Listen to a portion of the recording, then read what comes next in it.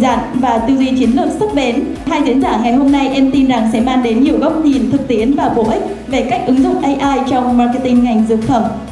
Cho nên là đối với AI, cái lưu ý một là tăng hiệu quả công việc của mình lên, hai là dành cho mình nhiều thời gian để mình suy nghĩ những cái gì đó mới, suy nghĩ về mặt chiến lược. Bởi vì bây giờ mình có nhiều thời gian rồi và mình suy nghĩ thêm là để phát triển con người. AI sau khi nó ra đời, người ta bùng nổ những cái dự báo là AI thay thế một số nhóm công việc khác, nhưng mà tới thực tế hiện nay thì cái công việc của chúng ta vẫn rất là ổn định và chúng ta vẫn có cơ hội để gia tăng và phát triển trong cái thị trường lao động.